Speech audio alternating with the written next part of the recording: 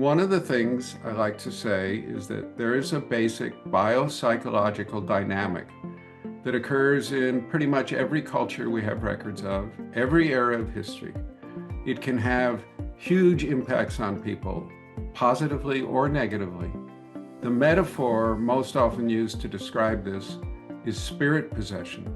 But whatever metaphor we use, it's worthy of study. It's everywhere. It's been here as long as we have records, and it's powerful. We need to be studying this stuff.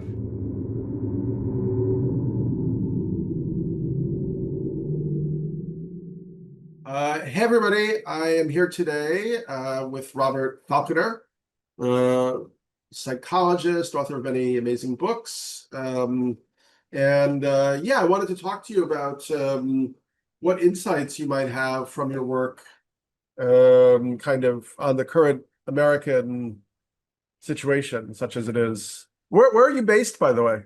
California. Ah, cool. And yeah, maybe just for the audience, if you want to give us your own brief introduction, that'd be great. Okay. I started focusing on childhood sexual trauma because that's my own background, and especially men who were raped and beaten in their childhood. And I focused on that for 30 something years. And I thought I sort of understood the basic trauma-oriented view of psychology. And then I had this case where there was something in this woman that was not part of her personal history. It came from somewhere outside of her. And after I helped her get it out, I just had the most primitive tools, but it left fairly easily. And she sent me these emails saying, I didn't tell you this, but when I was young, I tried to kill myself many times and was locked up in mental institutions many times. And back then, when I tried to tell people about the non-human inside of me, they gave me electroshock and injected me with horrible drugs. You're the first human being to ever believe me, and you've changed my life. And I wanted to ignore this stuff, but after she sent me that email, I couldn't. And a lot of other therapists run into stuff like this, but they all hate it because it's so weird. You Mm. know, it does not fit in modern Western worldview at all. So for the past 15 years or so, I've been getting a whole lot of referrals and wrote a book about this kind of stuff and the other phenomena that are like it, that demonstrate that our minds are porous. We receive all sorts of stuff from outside of our own personal lifetimes and history, and that these things have huge effects on us, negatively and positively. Yeah, and the book was the Others Within Us. Right. There was a previous book also. What was the name of that one? Yeah, that was Many Minds Oneself that I co-authored with Richard Schwartz, the founder of IFS. And that basic IFS is based on the understanding that mind is multiple. We're much more like a sports team than a tennis player. We're much more like an orchestra than a soloist. And healing involves turning an internal civil war into a cooperative thing, like a choir or a team or something like that. So it's a very different model of mind. And as you explore the implications of this model, it totally revolutionizes most of psychotherapy. And it's not a new idea. Plato thought we were multiple. Socrates thought it's all over the place. But it's one of these ideas that comes up, gets buried, comes up, gets buried. I think it's very hard for most people to go, hey, I'm not the boss in here. I'm just one of a whole bunch of conscious centers of consciousness. Yeah. And in that book, by the way, before we go any further, I should do my due diligence here and be like, hey, if you happen to be finding this on YouTube, like it, subscribe to the channel. It really helps us, grow the channel and reach more people. We appreciate that. Yeah, so in the book, I know you got very interested in like spirit possession and exorcism and kind of, yeah, I guess you began to see these different like segregated aspects of the psyche as similar to what shamanic or, different cultures would talk about as spirits or demons or kind of entities or something. How did that evolve for you? And yeah, that must have been kind of coming from a what was your original orientation as a psychologist? I started with hypnotherapy, Ericksonian hypnotherapy, then moved into Gestalt. I live quite near Esalen. Oh, cool. I've been to Esalen over 150 times since Oh, nice. 1971. Okay, nice, nice, nice. Yeah, yeah, So really nice. you're all on the West Coast vibe, or the left coast as they call it. So maybe this idea of like spirits and so on was a little bit more accessible, you know. Well, it was, I did not want to look at this stuff. It was very unpleasant for me. But when she said that thing about you've changed my life just by believing me and taking me seriously, I couldn't ignore it. Yeah. I So, look, mhm. Oh, go ahead. um, this idea is so repugnant to so many people. And I've tried to find ways to present it that people will at least crack their minds open a little bit. And one of the things I like to say is that there is a basic biopsychological dynamic that occurs in pretty much every culture we have records of, every era of history. It can have huge impacts on people, positively or negatively. The metaphor most often used to describe this is spirit possession. But whatever metaphor we use, it's worthy of study. It's everywhere. It's been here as long as we have records, and it's powerful. We need to be studying this stuff. Yeah, I completely agree with you. Yeah, I mean, I've done a lot of work with shamanism and visited a lot of indigenous cultures and so on, and yeah, felt that this whole world of spirit possession, entity contact, or whatever is yeah, kind of like a major threshold for the modern West because we've been denying it for so long. Like in the modern psychedelic movement, which has grown really big, the focus has been on the sort of scientific validation and medicalization of psychedelics, and the use of them for obsessive compulsive disorder or anxiety or depression. But this whole idea, still falls outside of a materialist or scientific worldview, and it feels to me that that movement has very much suffered from not really being able to take this idea seriously. You know? I couldn't agree more. Well said. Super important. Yeah. I want to say one other thing. I think I'm a deep admirer of shamanic stuff. I've studied it. My undergraduate and a little bit of graduate work were in anthropology. I think there's something that modern psychotherapeutic techniques can add for the shamanic approach to these entities. In IFS or Gestalt or many of these other parts work modalities, we realize a lot of these parts we meet are parts of ourselves. They're wounded children or parts of our own psyche that have developed to protect the wounded children. So there's this whole internal system of us. And then beyond that, there's all this spirit entity, larger beings, divinities, there's all that kind of stuff. But we can sort what is part of our own psyche and this other stuff, and we can treat those two things differently. And I think modern psychotherapy can help by helping us heal the internal relationships before we start dealing with that vaster realm. Hmm. Yeah. So, but it seemed in the book you were talking about different parts that were connected to personal trauma, personal history, or ancestral, trauma. Mhm. But then you were also saying sometimes things turn up which just seem to be like walk-ins completely from another situation. Definitely. Yep, exactly. Yep. How can you discern the difference between that? Okay. The first thing is the intention. The parts of us always ultimately have positive intention, including suicidal parts. Now, if someone's hearing a voice or getting this idea in their head over and over, you got to kill yourself, you got to kill yourself, you got to kill yourself. So you could ask it, well, what's good about having this person kill themselves? Well, then they wouldn't be around anymore. What's good about their not being around anymore? Then they wouldn't be on the planet anymore. What's good about their not being on the planet anymore? And often you have to drill down through half a dozen or more layers, and eventually it will come to something like, oh, then they won't be suffering anymore. That's a part. There's a good intention. It's like this last line of defense against overwhelming pain. If you drill down and drill down and drill down, and that suicidal voice says something like, oh, that means I win, or oh, that means I get to feed on their carcass, that's not a part of the person. It's something from somewhere else. That's, I think of these things as parasites, sort of, and this as psychic parasites. And yeah, I think they feed on human misery.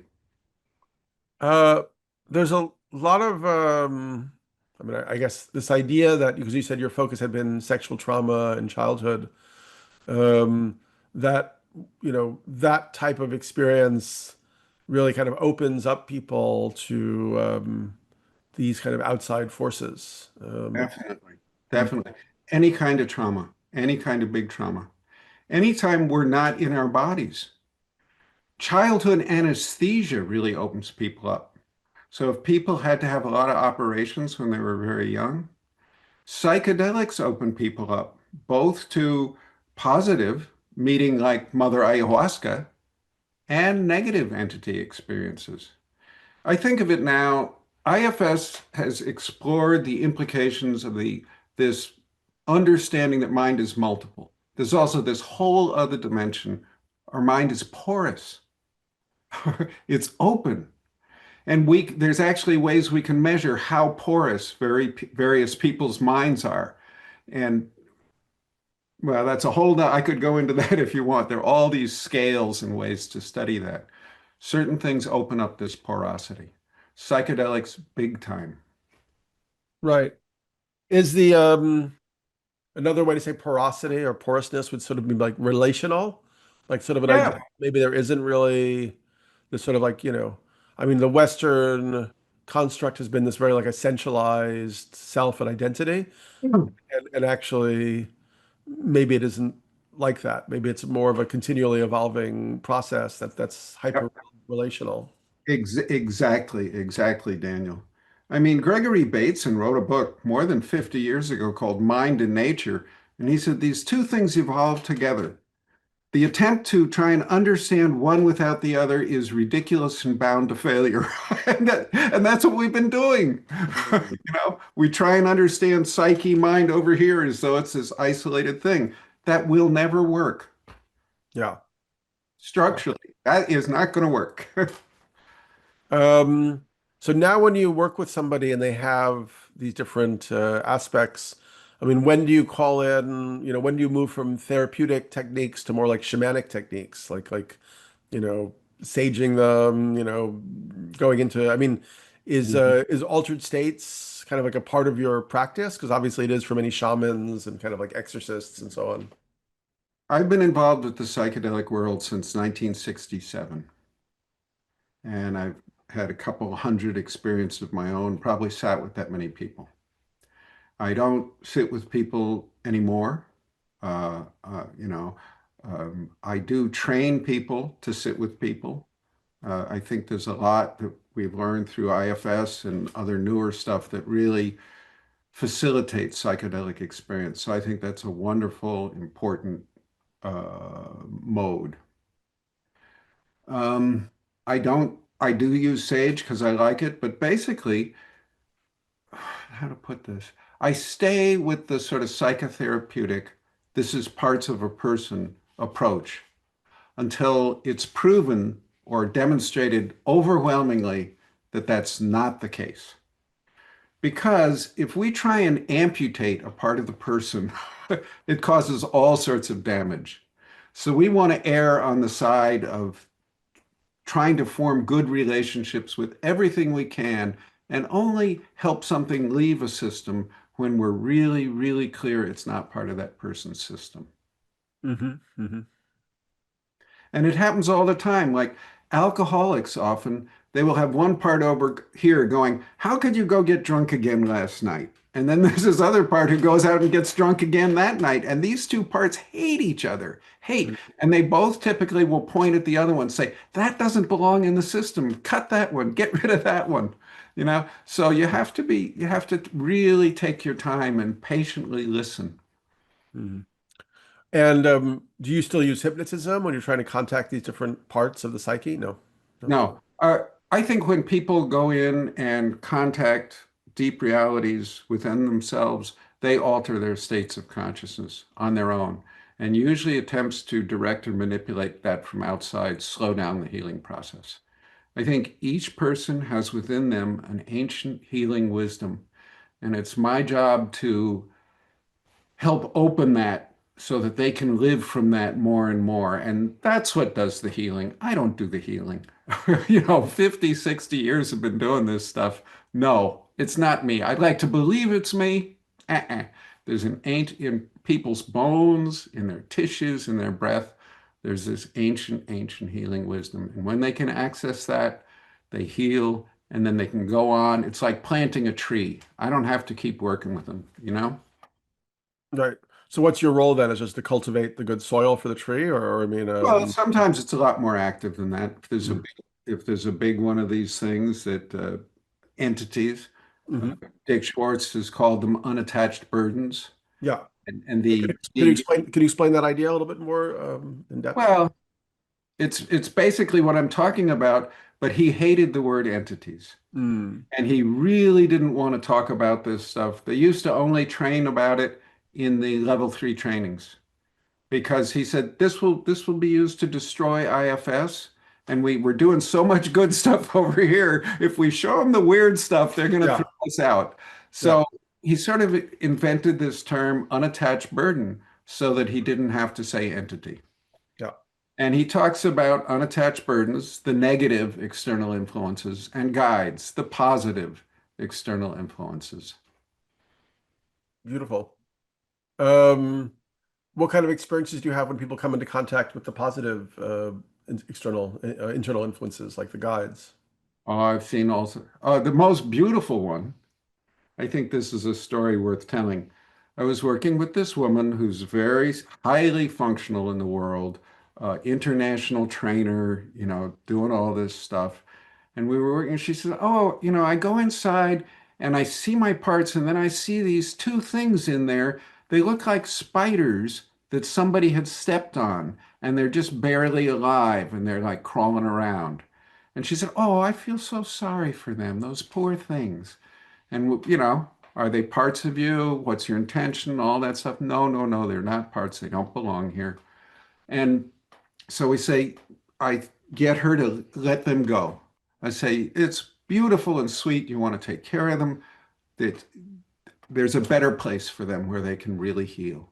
And she gets those out of her. And they seemed innocuous, right? Just like these little dependent. She gets those out, helps them move along to a healing realm.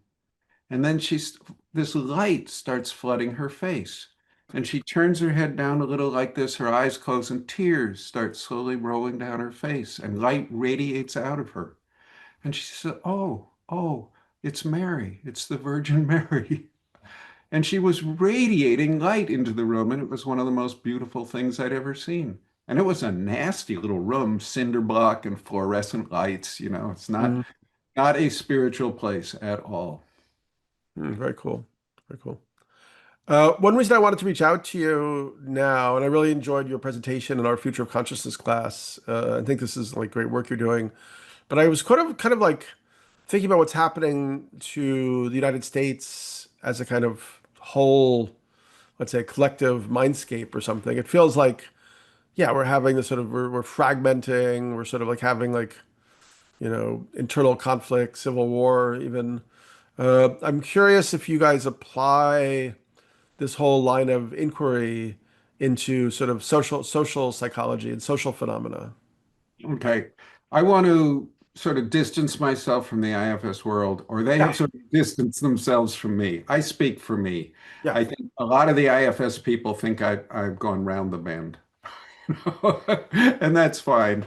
Um, so what I think is the planet overwhelmingly is ruled by these negative energies, and they fill the airways. One of the absolute characteristics of these things is contempt. Contempt, hatred, sneering. That's the typical tone of voice of these negative energies. And hatred. So if you listen to the media today from both sides, what do you hear? Contempt, sneering, hatred, judgment, self-righteousness. All of these things, I believe, are psychic poison. So the sort of visual image I have of this is there's two tornadoes of hatred and self-righteousness that are trying to suck everybody in. You got to be on one side or the other. And when I refuse to join the hatreds, a lot of people get really angry at me, you know? Like, oh, what do you mean you don't hate them? We're never going to talk to you again. And I think that's all all sort of misguided. I mean, Einstein said a long time ago, uh, a deep problem will never be solved from the kind of consciousness that created the problem. You need a fundamental change. People don't want to hear that. They want to look at somebody and point their bony finger and blame and fill themselves with rage and self-righteousness. And I think that's very, very sad. I'm fundamentally an optimist, even though what I said probably just sounds really pessimistic. But I think there's a way out, but it's not joining that battle, not jumping into one of those tornadoes of hatred. So what would be more like the way out that you would say? Okay. Well, Solzhenitsyn said it a long time ago, that famous quote, the line between good and evil does not run between political parties, does not run between nations. It, it runs down the center of each human's heart, and who wants to look for evil there? So that would be the answer. I think we have to look for the evil, the hatred, the contempt, the meanness in our own hearts and heal that. And, if people think I'm nuts, that's okay. It seems sort of idealistic to think that by transforming one human consciousness at a time, you could change the world. But I actually think that's the only thing that will. Mm. And something that gives me profound optimism is something Ian McGilchrist said, who I think is one of the towering intellects alive today. He said that he thinks it would only take about 3%, maybe less, of the people on the planet to change their consciousness, and that would carry the whole world into a whole new phase. So I think just by doing the one-on-one work, each of us doing our own work, evolving into a place where we are not acting out that evil and self-righteousness and contempt and hatred and one down and power, all that nasty stuff. Uh, that would probably be enough, 3%. And Mm. even though the airways are dominated by hatred and fear mongering, I just I keep my, try and keep my nose down, work with the people who come and sit in front of me and help them make these transformations. And now, because I'm so old, mainly I'm training other therapists to do this kind of work. Yeah. But I mean, I guess from my perspective, I still see significant differences between the two main factions, whereas one of them has really embraced cruelty and bigotry and violence, and the other one, yeah, maybe it's all there, but it's way more hidden, and at least primarily their goal is to sort of maintain society and like yeah, it seems like it seems like one project is much more destructive than the other to me. Hmm. Yeah. Um, I'm thinking of Thich Nhat Hanh. During the Vietnam War, he wanted peace, and both sides hated him. The communists hated him, and the Americans hated him. And he just stayed with his, we need peace. That's what we need. And after the communists won, he had to leave the country. He couldn't go back for like, I don't know if ever he could go back. But I think he stayed with this same kind of course and approach. And I know it's unpopular and difficult, and it's much more fun to blame and point out all the demons that live in whatever side you don't like. Mm, And that's what most people want when they invite me to this kind of conversation. They want me to recruit and diagnose and point out the particular demons that are living in each side. mhm, And I'm not, I'm gonna, the power of those spinning tornadoes is so intense. I feel the suction. I want to go to hatred, contempt, sneering. How could mm, those people be so stupid that and hate half of the people in this country? And I think it's incredibly damaging to me and to other people if I allow myself to be sucked down that drain.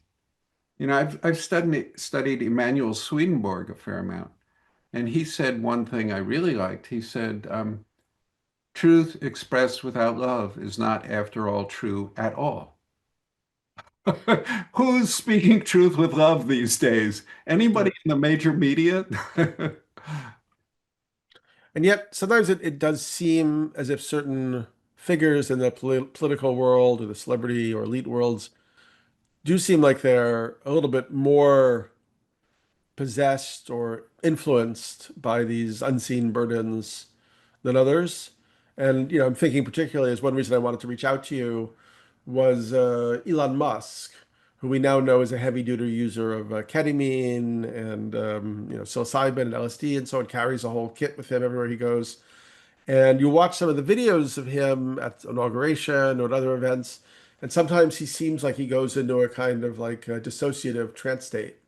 Um, I'm just curious if, yeah, if you have any thoughts about that, if you think it's possible that, figures like that have, so much cultural focus on them and so much power and wealth, and yet maybe internally they're very unresolved, and maybe they have, also because somebody like Elon Musk is a hyper materialist who, would never believe something like a spirit or something that could, kind of attach itself to him from outside.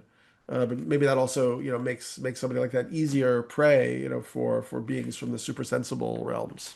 hmm Yeah, I think that definitely does. There's all these quotes about, especially in a lot of African traditions, the most powerful demons are always the hidden ones. The ones we know are not the big shots, Yeah. which I think is a very sobering idea. Or from the Christian tradition, recently, several people have said the greatest triumph of evil is to make us believe it does not exist. Yeah.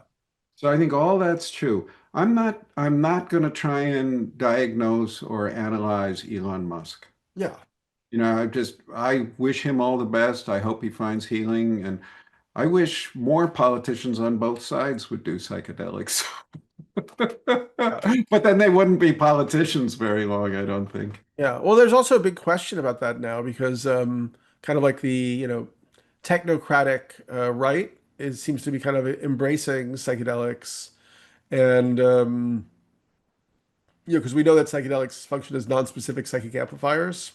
hmm So if you're kind of focused on war and greed and cruelty and so on, I mean, they could actually, exacerbate all of that, you know. Yeah. Yeah, they could. I'm much more fundamentally optimistic about human nature, I think. Yeah.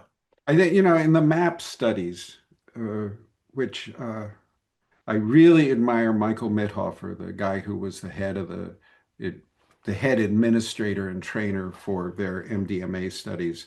They talk about an inner healing intelligence that when the psychedelic takes effect, the therapist, the sitter needs to step back and trust the inner healing intelligence in each person. I think that's there. I think that's there in even the most depraved serial murderer rapist on death row. Mm. I don't think that can be extinguished. I think when that goes out, people's physical bodies die. Um, so maybe I don't know. I've been dealing with some very disturbed people for a long time. I've never seen anybody who doesn't have this core down in them. Even people diagnosed as psychopaths, or we used to call them sociopaths, they still have this in them. Hmm. Trouble Interesting. with them is when you deal with them, and if they finally do open up to realizing, to admitting their own vulnerability and a little bit of compassion, they're they become intense suicide risks because they realize how much pain they've inflicted on the world and they feel so horrible about what they've done. Very often, when they break through to the connection to this deep inner wisdom, they kill themselves. So if you're, for any therapists out there, yeah, psychopaths, sociopaths are treatable, but there's a really intense and dangerous transition phase. Do you think, because it's become popular in a lot of the medical establishment, to think that a lot of psychological illnesses are actually have a genetic component? Um, Nope, nope. Yeah, everybody wants to reduce it to physical causes. yeah, I think consciousness is primary, and somebody like Bernardo Kastrup can make yeah, this. Yeah, absolutely. Consciousness is primary. Consciousness causes this stuff. The cure is working through consciousness. yeah. No, I'm a Castrupian. I'm a monistic idealist. I'm totally on board with that Yeah, whole. he is. Oh, I love his work. Which I'd actually already explored that before I knew of his work in my 2012 book with Amit Goswami, who you probably know. Mhm. Um, so okay, but let's just like, as a thought experiment, it feels like the country as a whole, and I know you say that it's both sides.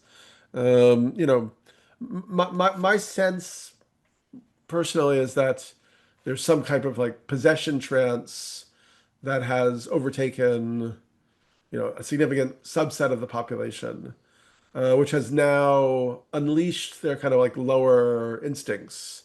So, for instance, there's a kind of exuberance around cruelty and around like these, people being picked off the streets who've been here for 30 years and working a job by people wearing masks without identification, while they're kind of like disassembling the constitutional republic and taking away people's rights and kind of mocking people, so on.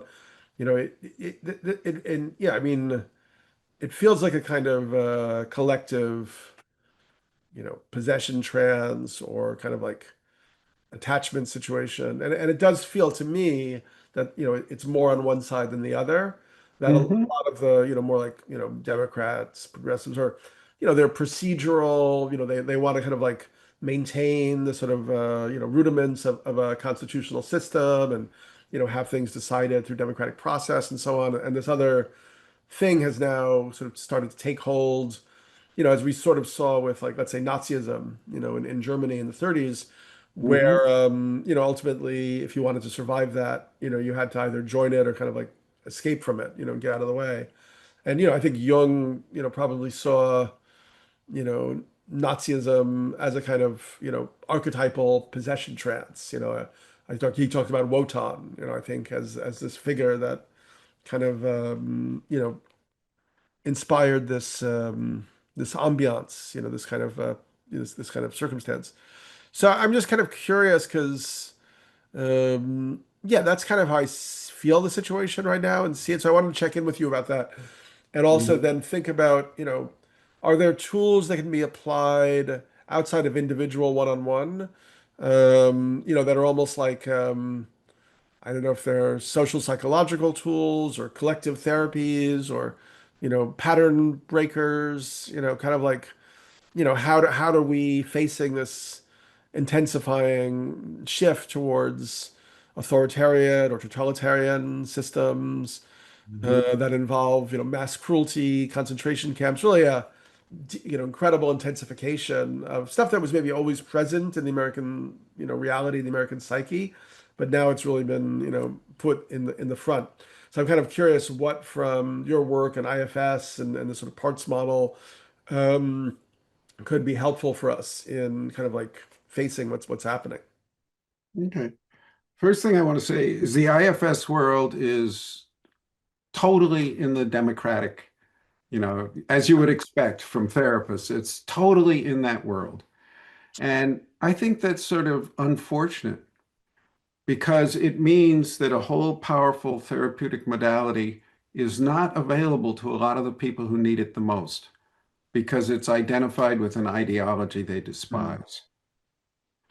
And this, a message I hear a lot in my head is sometimes it might be necessary for you to go to war and even kill. It is never necessary for you to hate. Hatred always damages you. Hatred, judgment, self-righteousness, they always damage the hater profoundly. So it's such a struggle. It's so tempting. It's like it's it's uh it's more of an addiction than cocaine or methadone. Hatred, judgment, all of that stuff. And I think it is a sort of archetype of an addictive process. There's a guy, do you know the work of Matthias Desmet? I have looked at his work, and yeah, I have to admit I have a little bit of mixed feelings around it. I know he had a whole thing about what group formation or reaction formation or something like that. And Yeah, he was mass formation. Yeah. mass Well, formation. basically, he says the first prerequisite of what's going on, and I think in our country he's right, is that, and he took this from Hannah Arendt, the I woman. love Hannah Arendt. I've studied her work a lot. Yeah, So, yeah.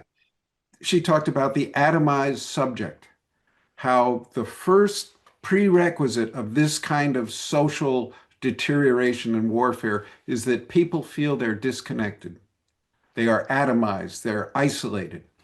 And then that creates this state of sort of generalized anxiety with no clear and then if you're in that state of generalized anxiety a lot, it creates this hostility and you want somebody to hate, and having someone to hate feels so good, you're ready to join these mass movements. Now, I've just grossly oversimplified what I think is a brilliant and profound idea. So the root cause is the atomization of the individual, this sense of separateness, isolation. And as we can, that's the opposite of a porous mind, right? It says Tanya Luhrmann, the great anthropologist, calls it the Citadel model of mind. Like our mind is something private and inviolable, and we're this isolated thing. I think that worldview, and it's not just an intellectual idea, it's the way we live, is the root cause of all this garbage. And so that's where I want to work. And I know if I get pulled into one side or the other, everybody on the other side will never listen to me again. I'm the enemy then. I mean, mhm. I'm sort of the enemy of a lot of people now because I'm not going to join that war. A friend of mine said, I'm a conscientious objector in the culture wars. Yeah. Um,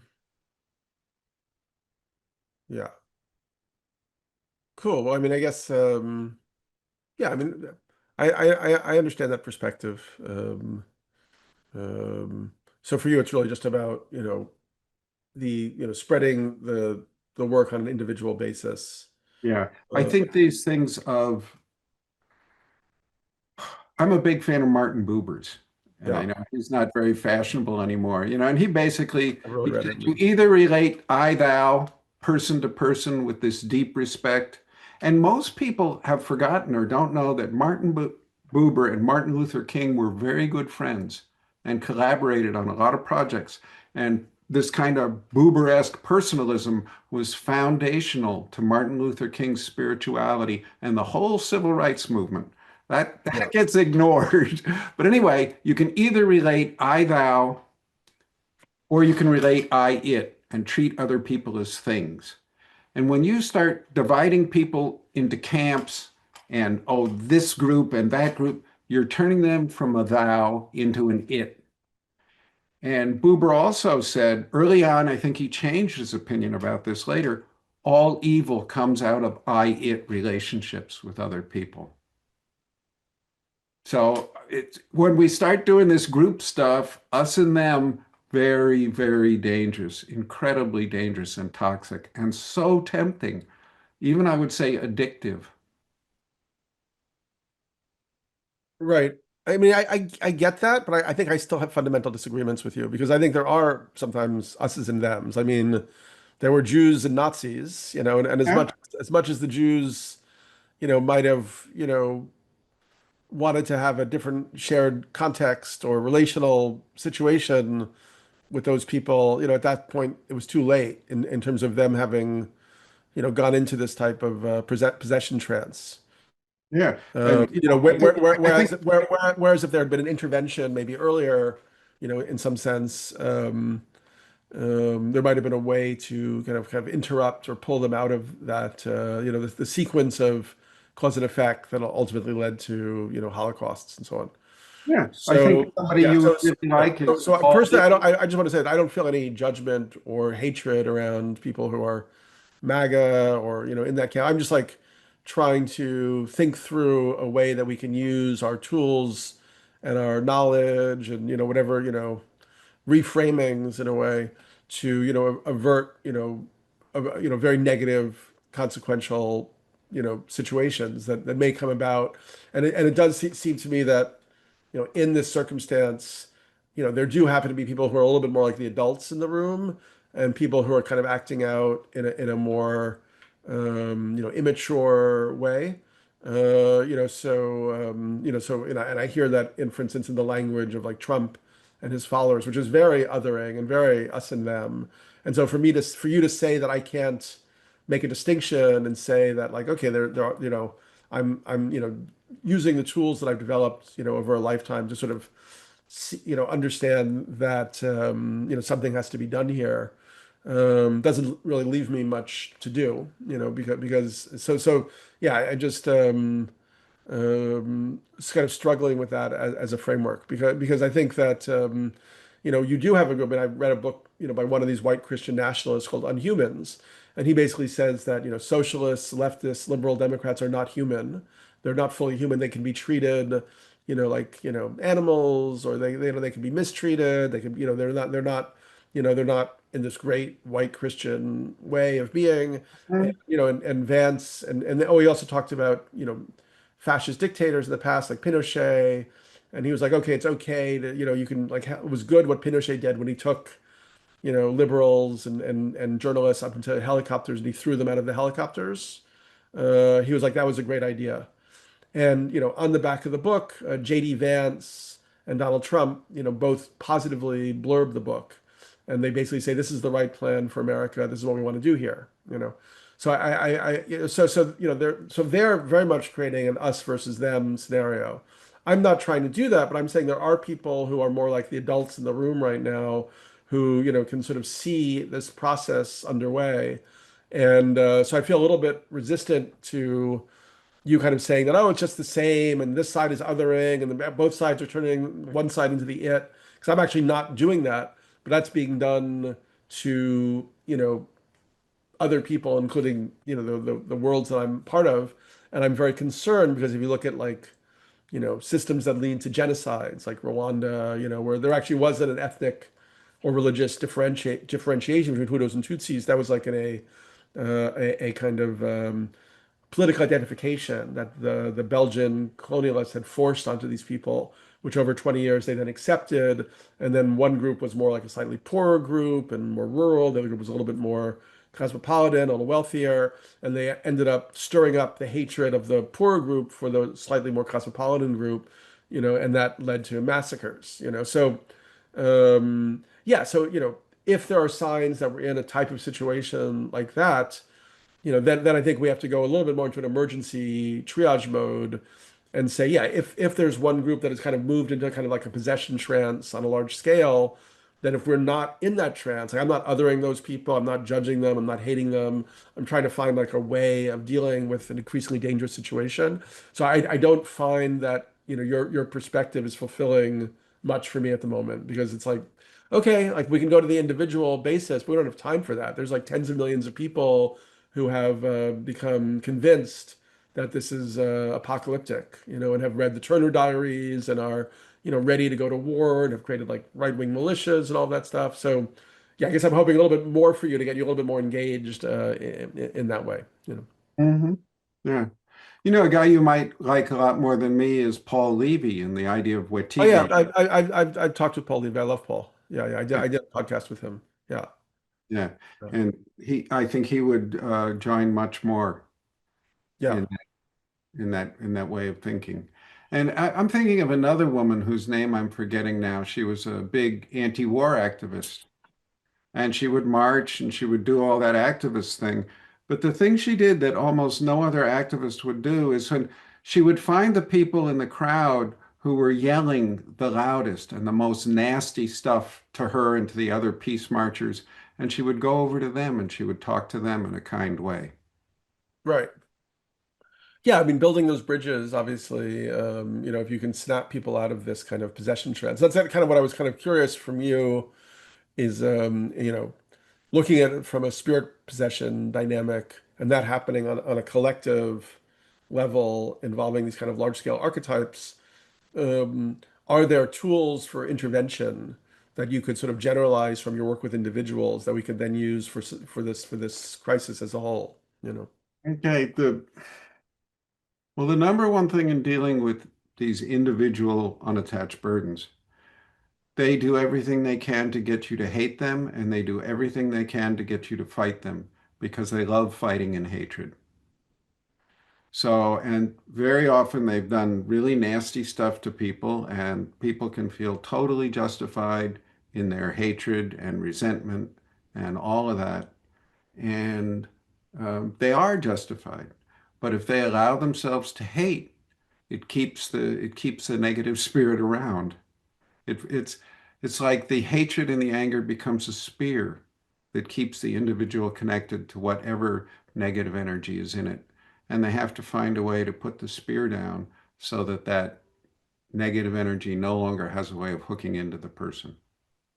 Yeah, So I don't know what that would look like on a social scale. yeah, Like I said before, I sort of intentionally put blinders on. I think I can do useful and valuable work in a fairly small area of relieving human suffering one-on-one or with training relatively small groups of people. And then they spread out and do more of this. And if I start joining one or the other, yeah, yeah, I know, I understand. Yeah. Um, cool. Listen, I really appreciate the insights in your work, and I definitely think that there's a lot there in terms of yeah, kind of like the multiple dimensions of the human psyche, and that we're more like a dissonant orchestra, than a singular violinist or something. And Yeah, and I think it's great that you've sort of helped to kind of bring back ideas from indigenous practices, kind of into a modern psychotherapeutic construct. Um, yeah, thanks for spending some time with me today and having this chat. okay, great talking to you. All Yeah, the best, Daniel. ciao, ciao.